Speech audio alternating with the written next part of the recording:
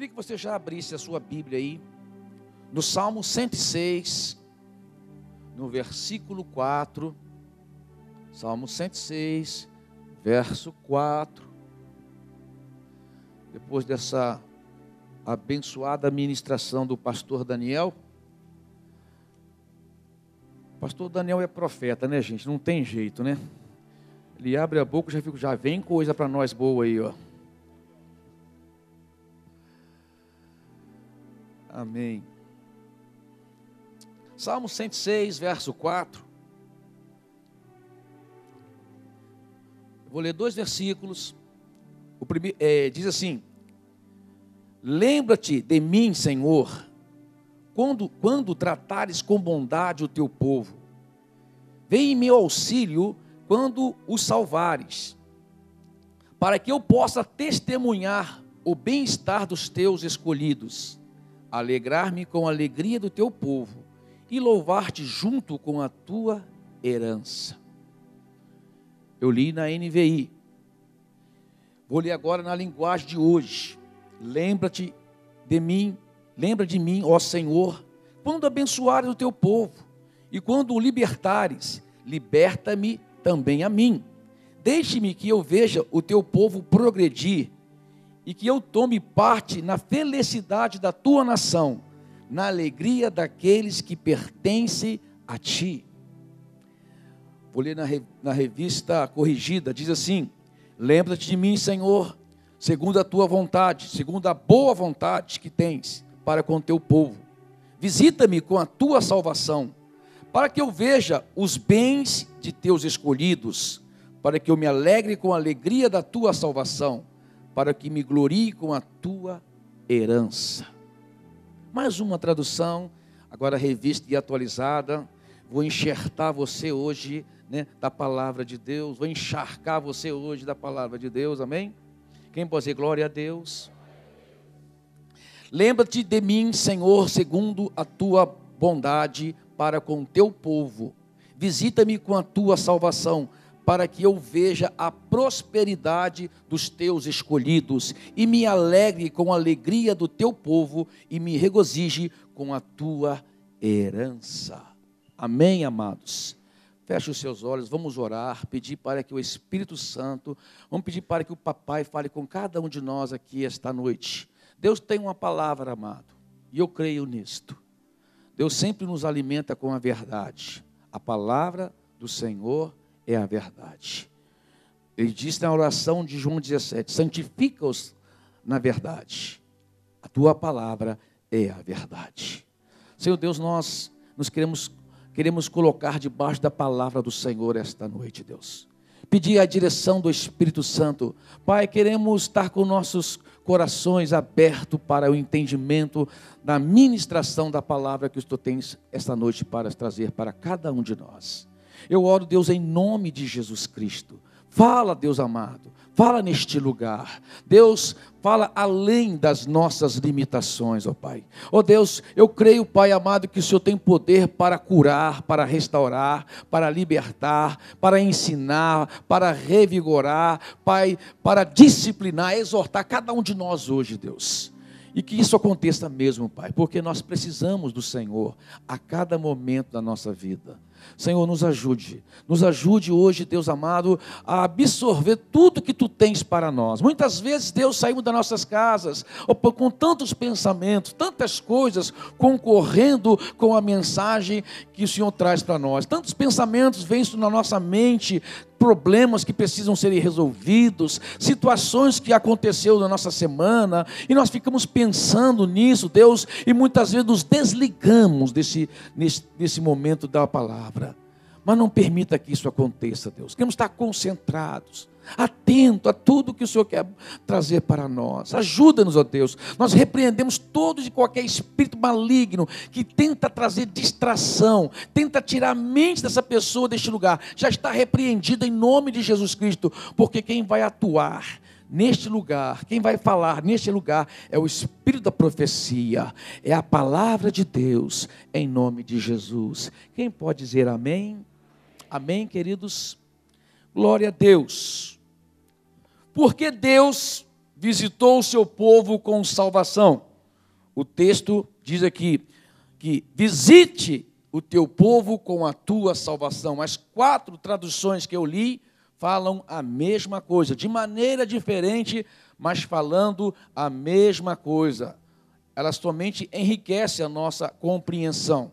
Porque Deus visita o seu povo com a tua salvação. O salmista Davi reconhece a bondade de Deus para com o povo. Por isso ele disse isso, que Deus o visitou com a sua salvação. E no versículo 6 do mesmo capítulo do Salmo 106, diz assim: pecamos como os nossos pais, cometemos iniquidades, procedemos mal. Nossos pais no Egito não atentaram às tuas maravilhas, não se lembraram da multidão das tuas misericórdias, e foram rebeldes junto ao mar, o mar vermelho. Mas ele, o Senhor, os salvou por meio do seu nome, para lhes fazer notório o seu poder. Veja, amados, que a iniciativa de salvar o povo foi de Deus. Eles estavam sofrendo lá no Egito, escravo de Faraó. Deus levanta um libertador, Moisés, para libertar o povo, para salvar o povo daquela escravidão que eles se encontravam. E depois da libertação, na primeira caminhada, alguns dias de caminhada, ele se depara com o mar vermelho e já começam a reclamar, a murmurar, a permitir que um espírito de incredulidade entrasse neles e começaram a blasfemar contra Deus, dizendo: será que não tinha covas o suficiente lá no Egito para que o Senhor nos trouxesse para morrer nesse deserto? E Deus, por misericórdia, pela sua própria iniciativa, vai lá e salva o seu povo das mãos de Faraó. E a historinha você conhece: o exército de Faraó morreu afogado no mar, e o povo passou com o pé enxuto e entrou na caminhada, em trajetória a Canaã. E o salmista Davi aqui começa a orar a Deus, e o versículo 1 diz: rendei graças ao Senhor, porque Ele é bom, e as suas misericórdias duram para sempre, porque ele reconhece a bondade de Deus para com seus filhos, que mesmo às vezes pisando na bola, Deus age com misericórdia. E Davi fala assim: Deus, os nossos pais pecaram por incredulidade contra o Senhor lá, e nós estamos cometendo os mesmos erros. E Davi fala, né, assim como o povo murmurou contra o Senhor quando saiu liberto lá do Egito, esta geração está cometendo os mesmos erros. A geração de Davi, né, era a geração do tempo de juízes.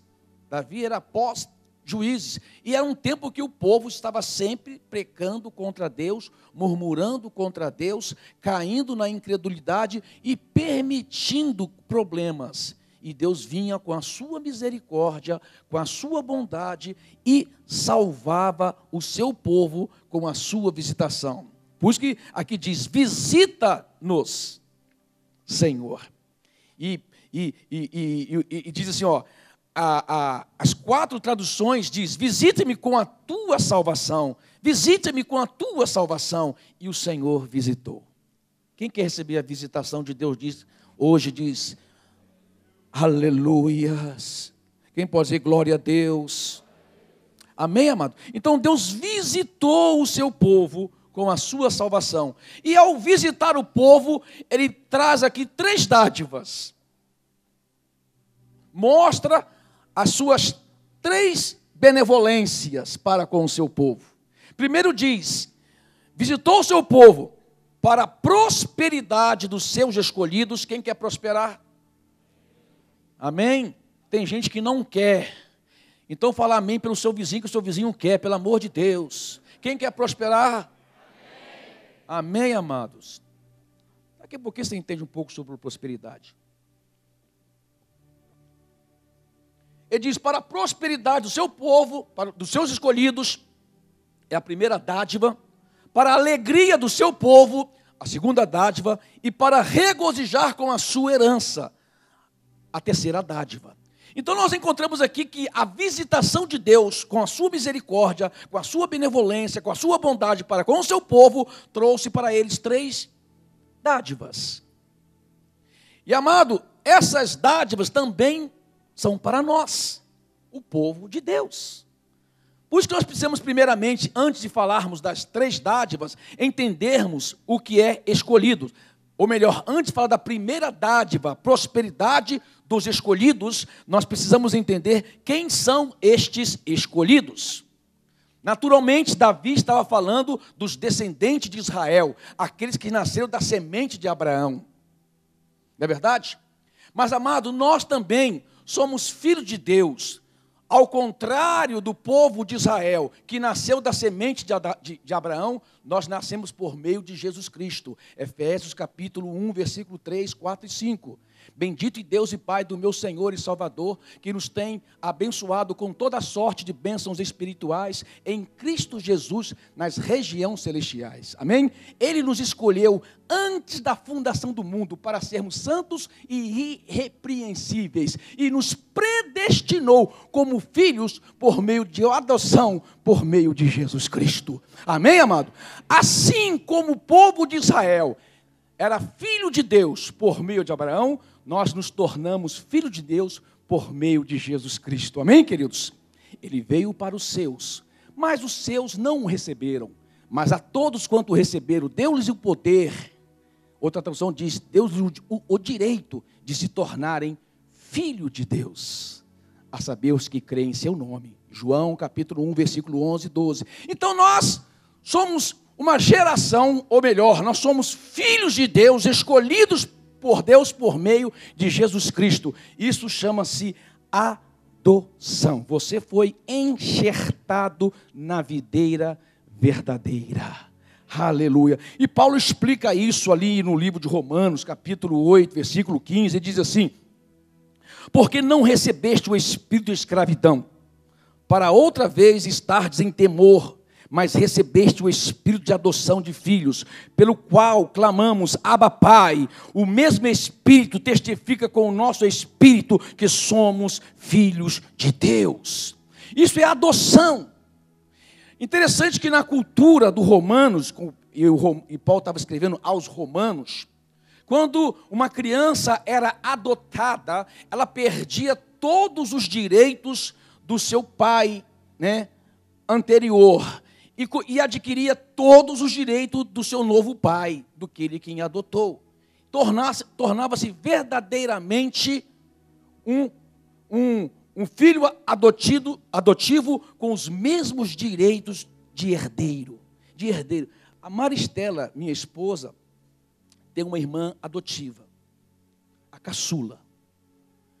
E um dia, eu estava orando, na verdade, eu estava prestando atenção num acontecimento. Eu disse, e hoje eu estava orando sobre esse texto, eu pensei, as benevolências de Deus, a bondade de Deus, foram maior sobre a filha adotiva do que até os verdadeiros filhos. Porque o meu sogro tem 2 propriedades. Uma propriedade vai ser para dividir para os 4 filhos que ele tem, inclusive a adotiva. Agora tem uma propriedade que é só dela. Por quê? Porque meu sogro, de morrer, disse, esta casa eu quero que fique para ela. E eu orando disse, assim Deus também faz com seus filhos adotivos, tem maior. Por isso que Jesus disse que nós temos maiores promessas, superiores promessas do que os filhos de Abraão. Porque nós somos os filhos adotivos por meio de Jesus Cristo. Nós estamos ligados à videira verdadeira. Você está entendendo, amados? O apóstolo Paulo ainda diz ao Gálatas, para você entender melhor, diga assim, versículo 1 do capítulo 4. Digo, porém, que enquanto o herdeiro é menor de idade, em nada difere de um escravo, embora seja dono de tudo. O cara é dono de tudo, mas não sabe. Vive como vive o escravo. É como um filho do homem mais rico do mundo. Ele nasce, mas não sabe o que tem. Ele não tem noção da proporção das suas riquezas. No entanto, ele está sujeito, aqui diz, no entanto, ele está sujeito a guardiães e administradores até o tempo determinado por seu pai. Assim também nós, quando éramos menores. Aqui menor significa sem entendimento da verdade, obscurecido da verdade. Menores como escravo, ignorantes espirituais. Pois que Jesus disse em João 8,32, então conhecereis a verdade e a verdade vos libertará. Logo os judeus disseram, mas como tu diz libertar, se nós não somos escravos, nós somos livres? E Jesus disse, quem comete pecado é escravo do pecado. Então vocês eram como escravos, viviam na ignorância espiritual, cometia pecados, delitos, porque ainda não tinha conhecimento da verdade. Mas ao conhecer a verdade, os seus olhos foram abertos e você aceitou Jesus como seu único Senhor e Salvador e é enxertado na videira verdadeira, torna-se filho adotivo de Deus, herdeiro de Deus e corredeiro com Cristo de todas as promessas. Você é um escolhido de Deus. E Paulo, éramos menores, estávamos escravizados aos princípios elementares do mundo. Mas quando chegou a plenitude do tempo, e a plenitude do tempo chegou para você, amado, no dia que você entregou sua vida para Deus. Porque Jesus já era o Cordeiro de Deus desde a fundação do mundo. Deus enviou seu Filho, nascido de mulher, nascido debaixo da lei, a fim de redimir os que estavam sob a lei, para que recebêssemos a adoção de filhos. E porque vocês são filhos, Deus enviou o Espírito de seu Filho aos seus corações, o qual clama, Abba, Pai. Assim você já não é mais escravo, mas filho. E por ser filho, Deus também o tornou herdeiro. Quem pode dizer glória a Deus? Se você é um herdeiro, dá glória a Deus, amado. A Bíblia diz que o Espírito de Deus testifica no nosso espírito que somos filhos de Deus. Às vezes tem aquele momento que você está andando na rua e por causa de algumas pressões que você tem do mundo, você não se sente filho de Deus. Mas o Espírito de Deus vem e testifica no seu espírito que você é um filho de Deus. É isso que a Bíblia fala. Efésios 1,5 diz, nos predestinou para Ele, para a adoção de filhos, por meio de Jesus Cristo, segundo o beneplácito de sua vontade. Predestinado significa destinado antes. Essa é outra maneira de dizer que a salvação é a obra de Deus e não do nosso próprio feito, da nossa própria obra. Foi uma ação de Deus. Deus nos adotou como seus próprios filhos, por meio de Jesus Cristo, do sacrifício dele lá na cruz do Calvário. Amém, amados? Você se torna filho de Deus, aceito por Deus, que é uma outra terminologia interessante, adoção e aceitação. Aceitos como filho de Deus.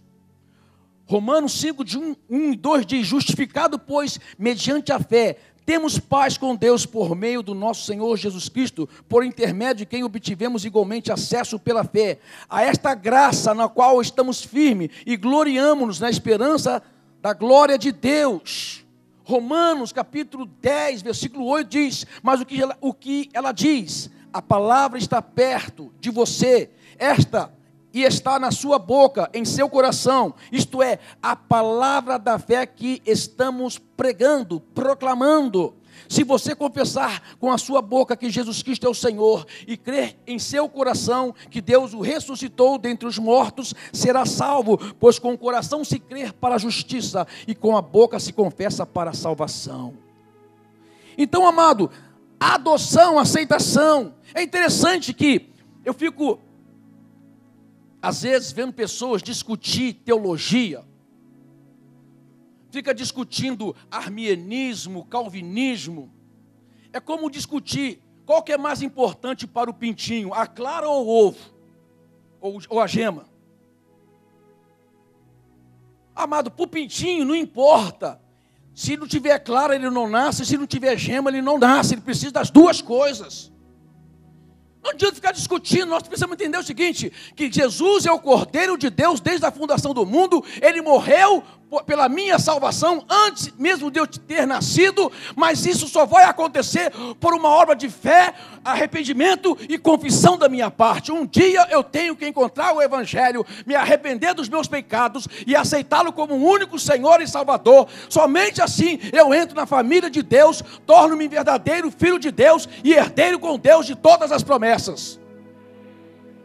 Você está entendendo, queridos? Às vezes tem gente que fica procurando cabelo em ovo. E fica perdendo tempo, e perde as coisas espirituais que são excelentes, que são verdadeiras, e que no final das contas é o que vai valer. Amém, amados? No dia que a trombeta soar, e os mortos ressuscitarem, amado, ninguém vai ficar na porta perguntando: em que teologia você crê?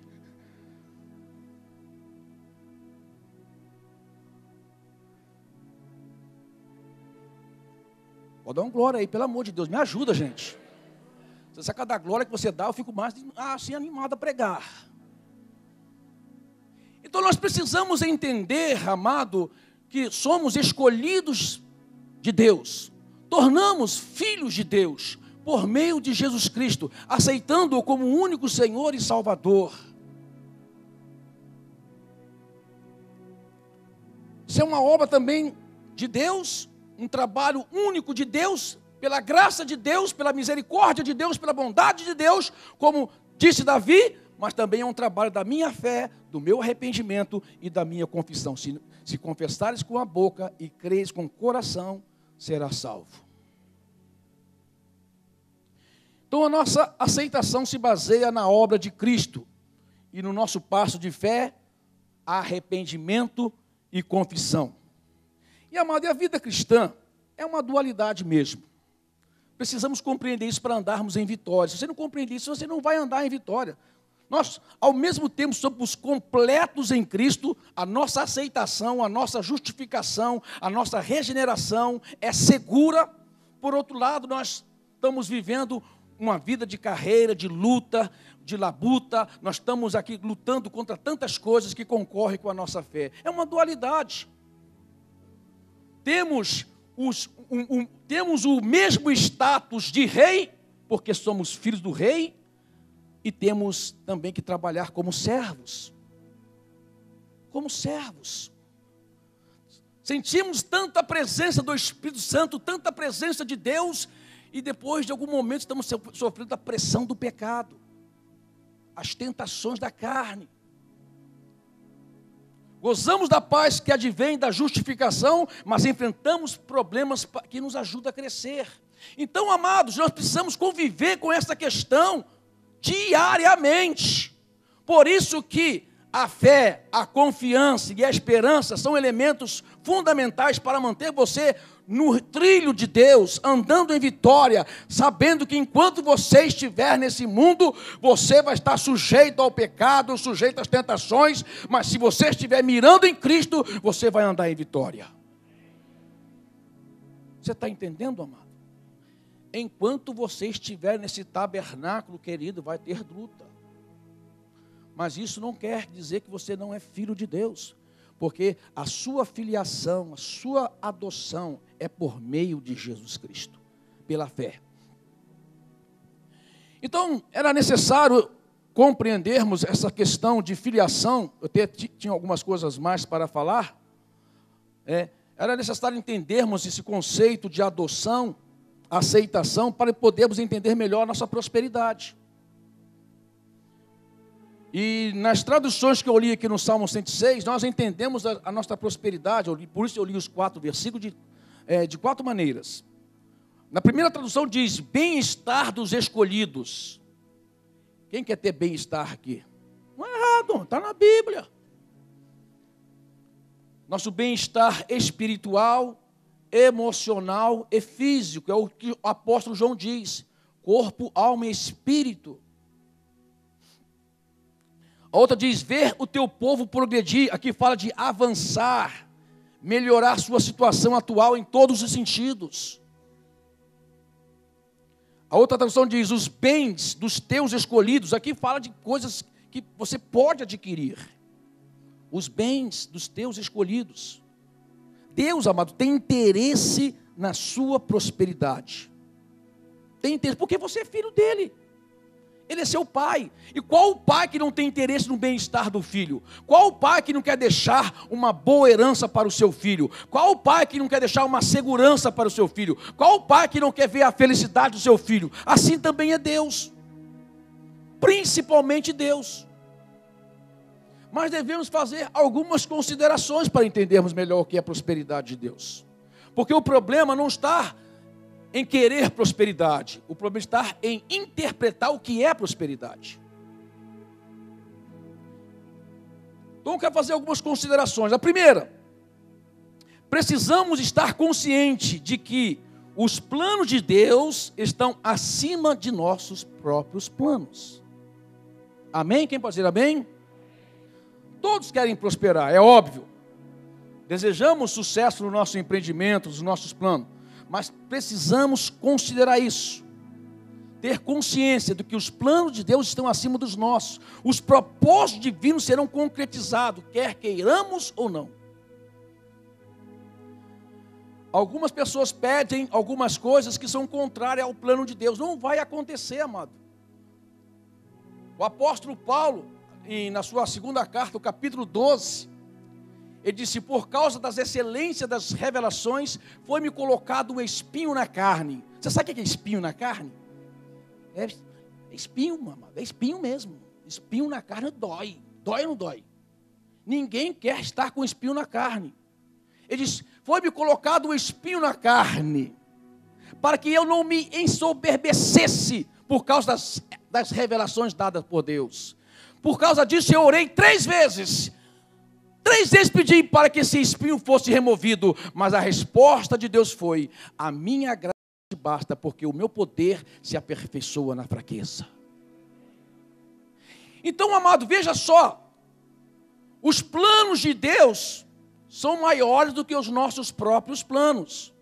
Deus permitiu um espinho na carne do apóstolo Paulo, para que ele se tornasse uma pessoa humilde.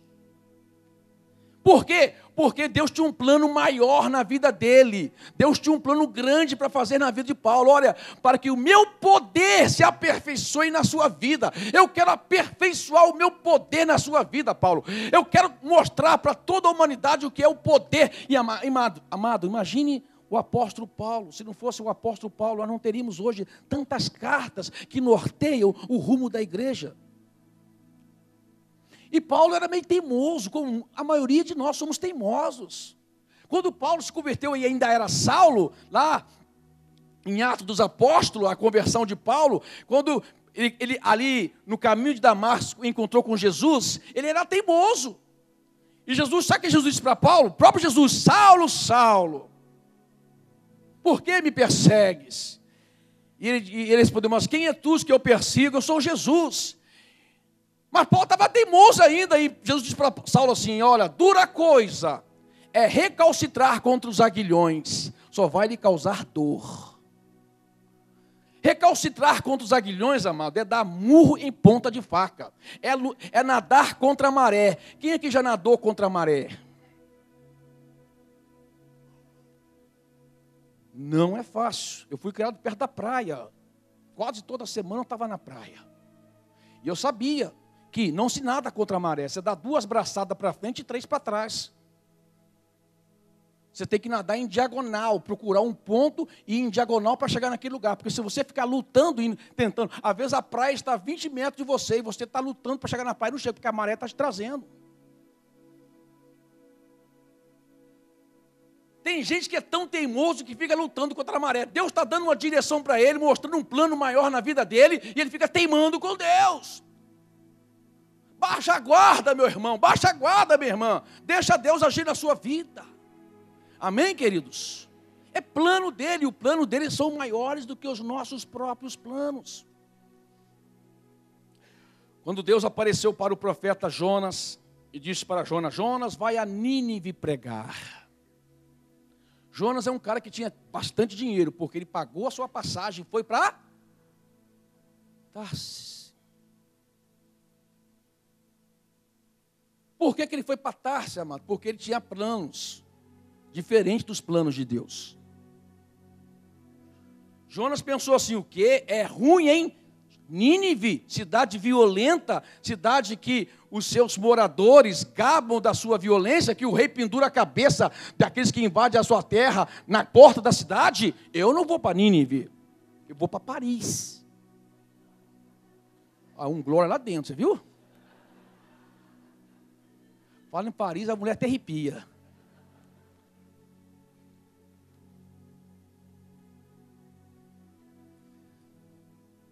Irã é ruim, hein? Vou para Paris. Mas, amado, o plano de Deus são maiores do que os nossos próprios planos. E, amado, o lugar mais seguro para se estar é no centro da vontade de Deus. É nos planos de Deus.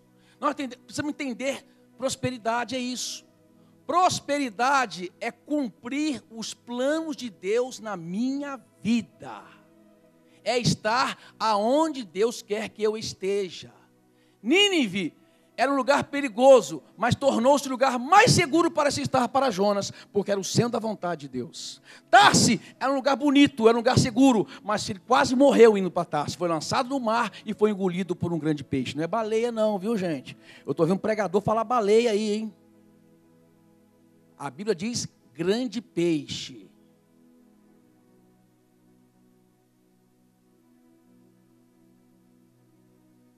Você quer ser engolido por um grande peixe? Não dá glória não, irmão. É hora o negócio de dar glória não.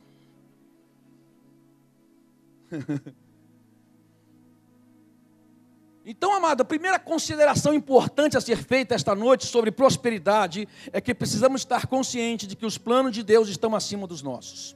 Amém? Quem pode dizer amém? Segunda consideração, saber o que está pedindo. Precisamos saber o que estamos pedindo. Marcos capítulo 10, versículo 35, Tiago e João chegam para Jesus com um pedido muito espiritual. Chega para Jesus e fala assim: Jesus, quando entrares no teu reino, permita-me que eu fique à tua direita e o meu irmão à tua esquerda. Tiago era irmão de João, filho de Zebedeu. A resposta de Jesus para eles foi: vocês não sabem o que vocês estão pedindo. Eu sei, não sabe, não sei, não sabe. Porventura há de beber o cálice que eu beberei? Há de ser batizado com o batismo que eu serei batizado? Eles disseram: seremos. Então tá bom, vocês vão ser. E foram mesmo. Tiago foi o primeiro mártir do evangelho, morreu ao fio da espada, foi o primeiro a morrer por causa de Cristo. E João morreu confinado na ilha de Pátimo, o último mártir dos apóstolos. Jesus disse: vocês vão ser batizados com o meu batismo, vocês vão beber o cálice que eu vou beber, mas só tem uma coisa: sentar à minha direita e à minha esquerda não compete a vocês, nem a mim, ao Pai que já reservou. Nós precisamos saber o que estamos pedindo, amado. Tem gente que pede errado. Tiago diz: pedi e não recebeis porque pedis mal. Precisamos pedir certo. Pedir certo. Às vezes tem pessoas que estabelecem alvos, propósitos e nunca alcançam. Porque estão lutando contra a maré. Estão pedindo coisas que não é plano de Deus dar. Estão esperando ajuda divina e Deus não vai ajudar. Porque Deus não vai te dar algo que Ele não tem plano para dar, amado. Para o seu próprio bem. Para o nosso próprio bem. Se Deus der alguma coisa que você não está preparado para receber, você vai fazer bobagem.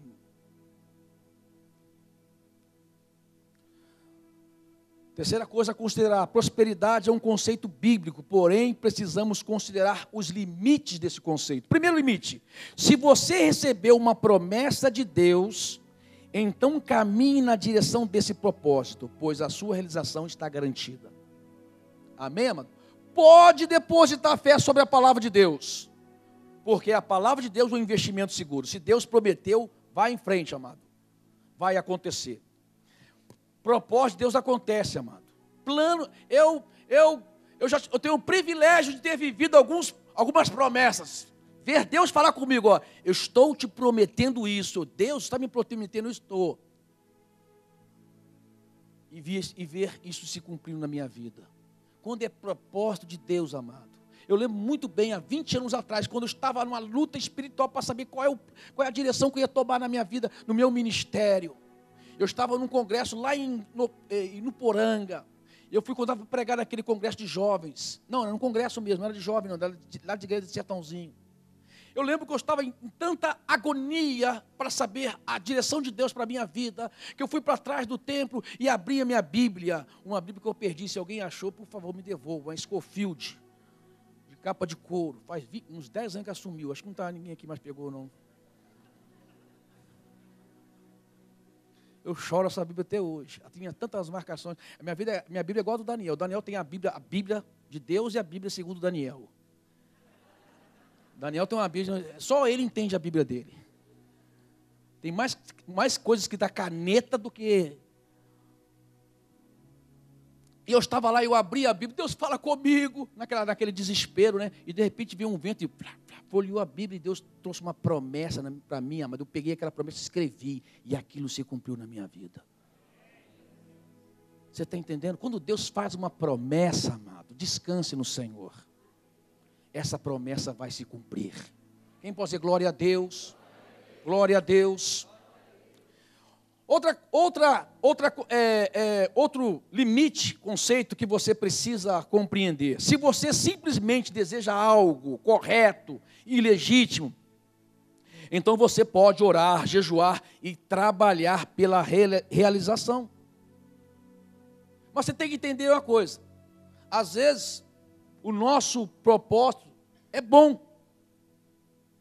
E Deus vai abençoá-lo. E você vai ter êxito. Mas às vezes o nosso propósito não é bom, é mau. E Deus não vai abençoar.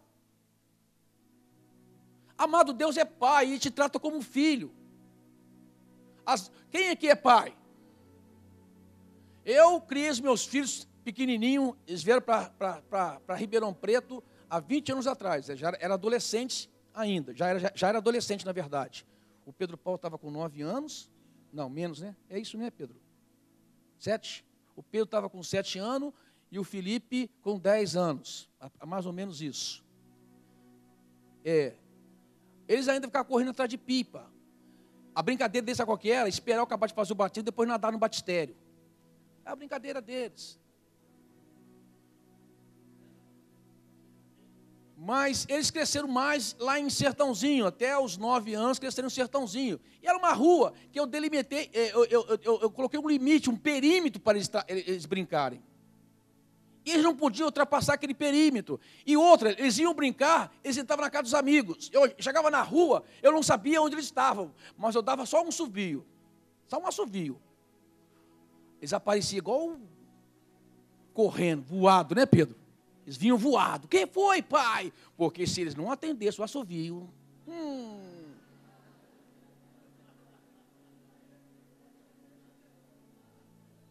Se ultrapassasse o perímetro... Eles sabiam o que acontecia. E eu cumpria a promessa. Eu não era daqueles pais que falavam, se fizer isso eu vou te bater. A criança faz e não faz nada. Aí a criança descobre, sabe por quê? Que você é molão e não cumpre as promessas.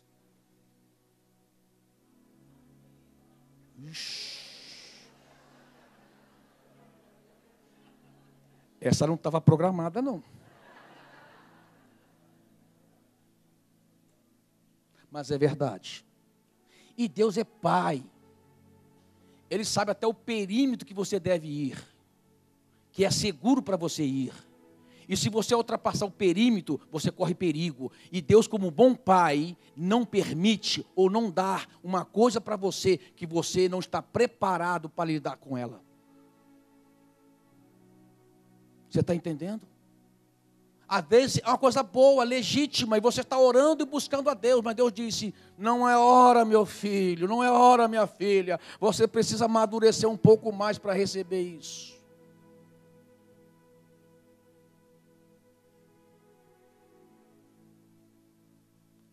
A verdadeira prosperidade não consiste em conseguirmos tudo o que queremos, mas em estar onde Deus quer que estejamos, fazendo e conquistando tudo o que Ele tem para nós. Amém, amados? Você pode ficar seguro, amados. Eu brincava com os meus filhos agora mais adolescentes, mais jovens, para namorar, né? O Felipe era meio sossegado para namorar, mas o Pedro já queria namorar rápido.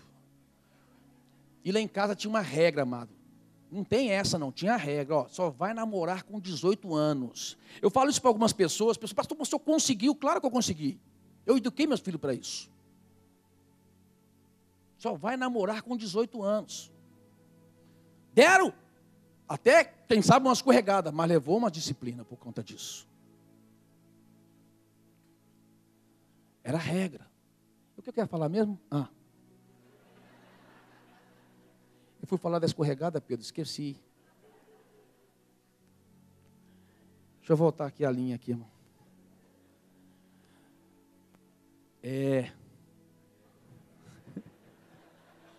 Esse época eu não lembrei.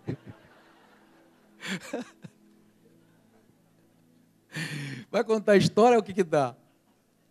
Mas deixa eu lembro já. Mas vou contar de Abraão. Uma novela de Abraão para você. Deus chamou Abraão de Ur dos Caldeus e disse para Abraão, vai para a terra que eu te mostrarei, ser tu uma bênção. E Abraão foi, obedeceu a palavra de Deus, mas só que levou consigo o seu sobrinho Ló. Ló era criado por Abraão, foi criado pelo pai de Abraão porque o seu pai tinha morrido. Foi criado primeiramente por Terã, depois por Abraão. Abraão levou porque considerava como filho. Só que Abraão começou a prosperar e por conseguinte também Ló começou a prosperar porque estava junto da bênção. E os dois prosperaram na terra de tal forma, de tal maneira que a terra se tornou pequena para os dois. E lá no capítulo 3 do livro de Gênesis, do livro de Gênesis, você vê Deus falando para Abraão, Abraão, se aparta de Ló. Se aparta de Ló. E Abraão chegou para Ló e disse para Ló assim, Ló, eu fico imaginando uma novela, amado. Quem assistiu já novela aqui, sabe o que é novela, né? Quem assistiu novela aqui? Ô crente esperto. Uma novela é aquele sensacionalismo, né? Não perca o próximo capítulo. E sempre termina assim com uma, né? Eu fico imaginando uma novela, e na novela Abraão fala, Ló, Deus mandou me apartar de você. Nós não podemos ficar mais juntos, porque há contendas entre os seus pastores e os meus pastores, de forma que não podemos habitar no mesmo lugar. Aí, não perca o próximo capítulo, e você fica naquela torcida, né? Abraão é o filho da promessa, Deus chamou Abraão, não chamou Ló, então Abraão tem que escolher o melhor da terra, Abraão tem que escolher a parte boa, Abraão, e você fica tudo torcendo para Abraão, não é verdade? Aí vem o próximo capítulo. O próximo capítulo vem Abraão. Ló! Se você escolher ir para a direita, eu irei para a esquerda. Se você escolher ir para o oriente, eu irei para o ocidente. Escolha, eu dou a liberdade para você fazer a escolha. Você faça a escolha, daquela revolta no seu coração. Por que você fez isso, Abraão? Caramba, não é assim novela? É ou não é? Pode rir, gente. Você já assistiu, todo mundo assiste novela, para de graça. Você é para tocar, não é para rir. Abraão, por que o senhor fez isso, Abraão? Você tinha que escolher o melhor da terra. Você tinha o direito. Afinal de contas, Deus chamou, foi você, não chamou Ló. Só que Abraão estava com a bênção e a direção de Deus, amado. E Abraão disse para Ló, escolhe o que você escolheu, eu vou para outro lugar. E Ló, muito espertalhão, escolheu as campinas do Jordão. Ele disse, eu tenho ovelhas, eu tenho gados, eu preciso de mato verde. Sobrou para Abraão um deserto. Só que quando Abraão sai com seus bens para o deserto, Deus aparece para Abraão e disse, Abraão, agora que tu apartaste de Ló, levanta os teus olhos para a direita e para a esquerda, para o norte e para o sul. E sabe de uma coisa, Abraão, tudo isso eu te darei. Ora, aleluia. Amado, nós precisamos compreender que o importante é estar no centro da vontade de Deus. E eu estava falando que quando os meus filhos eram pequenos, adolescentes, amado, eu estava lá criando eles em Sertãozinho, não imaginava que um dia estaria em Ribeirão Preto. A adolescência deles, quando era criança, lá estavam lá. E Deus Pai sabia o que era melhor para mim. Eu tinha lá a minha empresa, estava seguro, tempo de maior prosperidade financeira, e Deus disse, vai para o lugar que eu te mostrei. Amado, Deus é Pai, assim como eu criei os meus filhos, dando eles limites de segurança, porque eles precisavam de segurança, assim Deus também é conosco. Ele sabe o que você precisa, e às vezes, amado, você não está enxergando ao que há acolá, mas Deus está. Ele sabe o que está lá na frente, você não sabe. Ele sabe qual é o melhor casamento para você, meu jovem, minha jovem. Deus sabe qual é o melhor negócio para você, meu irmão, meu varão de Deus. Deus sabe o que é melhor para o seu casamento, minha irmã, meu irmão. Deus sabe o que é melhor.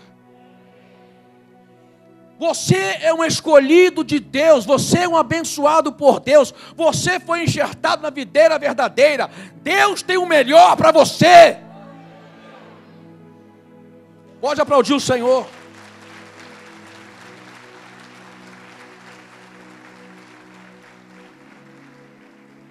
A verdadeira prosperidade faz parte dos desígnios de Deus para nós.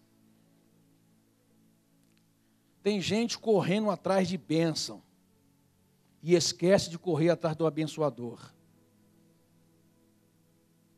E o segredo está, amado, segue o abençoador, que a bênção te seguirá. Segue o abençoador. Prosperidade, meu amado, não é sinônimo de riqueza. Não é sinônimo de riqueza. Também não significa que vamos vencer sempre, que vamos conseguir tudo o que queremos. Os caminhos de Deus para nós passam por lugares às vezes perigosos, por lugares tenebrosos, por dificuldades, por coisas que você não entende por que está passando aquilo, por situações que você não compreende. Deus, eu sou teu filho porque estou passando por isso. Mas, meu amado, ainda que eu ande pelo vale da sombra da morte, não temerei, porque tu estás comigo. A verdadeira prosperidade é estar com Deus, é buscar a presença de Deus. Agrada-te do Senhor, Salmo 37, versículo 4. Agrade do Senhor e Ele satisfará os desejos do teu coração. Tem gente que gosta disso, né? Deus vai satisfazer os desejos do meu coração, mas a condição é, agrada-te do Senhor, ou seja, busca primeiramente a presença de Deus na sua vida, porque quem busca a presença de Deus nunca vai fugir dos desígnios de Deus.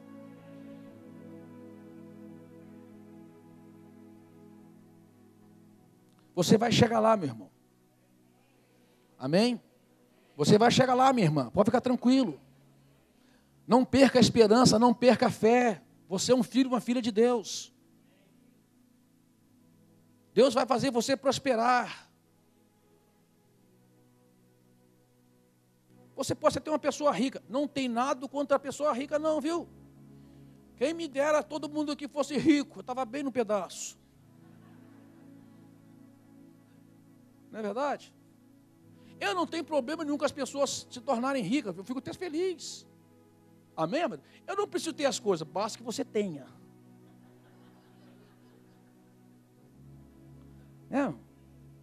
Basta que você tenha. Você vai me convidar para comer picanha, para passear de barco, para passar lá o dia no sítio. Aleluia!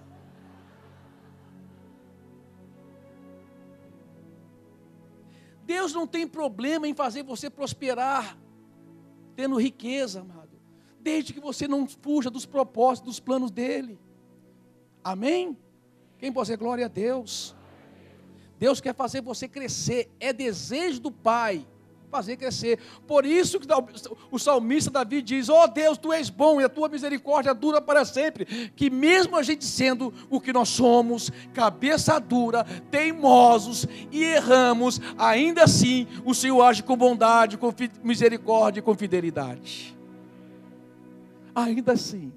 E o Senhor nos visita com a sua salvação. Deus te visita, meu amado. Eu não vou falar das 3 dádivas hoje, porque é muito longa. Você não vai ficar aqui até meia-noite, a não ser que você queira. Mas eu quero terminar com a primeira dádiva. A prosperidade dos seus escolhidos. E amado, a prosperidade dos escolhidos de Deus é estar no centro da vontade de Deus. Vamos ficar de pé, amados, vamos orar.